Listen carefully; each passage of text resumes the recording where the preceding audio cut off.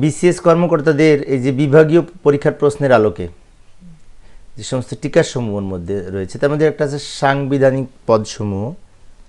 এই প্রশ্নটি অনেক সময় পরীক্ষায় আসে। সাংবিধানিক পদসমূহ তার মানে বাংলাদেশ সংবিধানের আলোকে কিছু পদ আছে, বিভিন্ন ধারায় বলা আছে যেগুলি সাংবিধানিক পদ নামে অভিহিত, সেগুলি সংক্ষেপে আলোচনা করব। তো আমি মূলত তথ্যসূত্র হিসেবে গণপ্রজাতন্ত্রী বাংলাদেশ সংবিধান এবং অন্যান্য সহায়ক বইয়ের আলোকে আলোচনা করব। লক্ষ্য করি, প্রথমে আসি সাংবিধানিক পদসমূহ কি কি।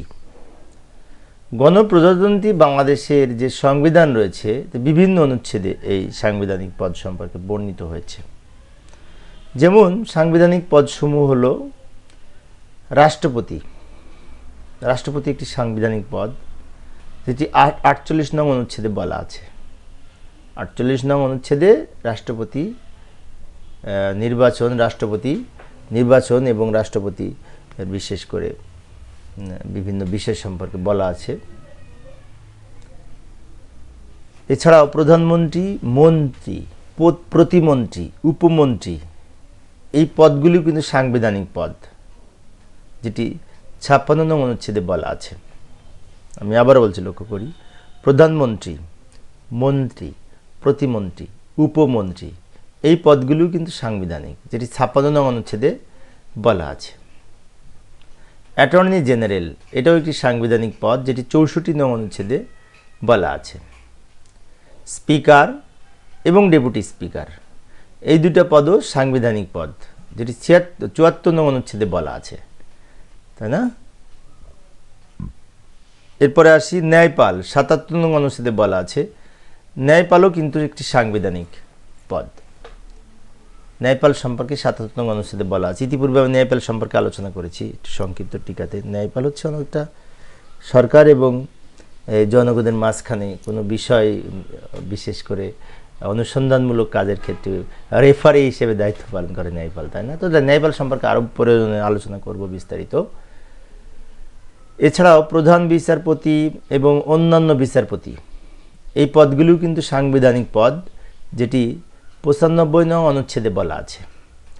এই ধারাগুলো একটু মনে রাখার চেষ্টা করব। নির্বাচন কমিশনার এবং অন্যান্য নির্বাচন কমিশনার এই পদগুলিও কিন্তু সাংবিধানিক পদ, যেটি 118 নং অনুচ্ছেদে বলা আছে।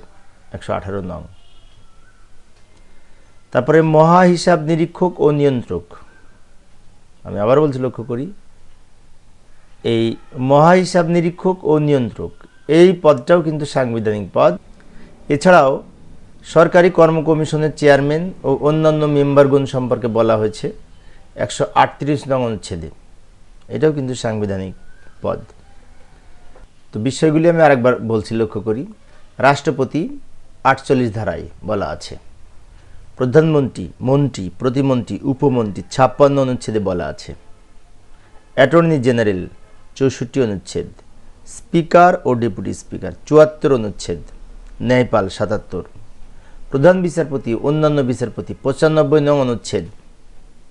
নির্বাচন কমিশনার এবং অন্যান্য নির্বাচন কমিশনারের এর সম্পর্কে বলা আছে 118 নং অনুচ্ছেদে। মহা নিরীক্ষক ও নিয়ন্ত্রক সম্পর্কে বলা আছে, মহা হিসাব নিরীক্ষক ও নিয়ন্ত্রক সম্পর্কে বলা আছে 127 নং অনুচ্ছেদে। এবং সরকারি কর্ম কমিশনের চেয়ারম্যান ও অন্যান্য মেম্বারগণ সম্পর্কে বলা আছে 138 নং অনুচ্ছেদে। এগুলো আমরা মনে রাখার চেষ্টা করব, যদি পরীক্ষা আসে ইনশাল্লাহ হয়তোবা লেখা যাবে।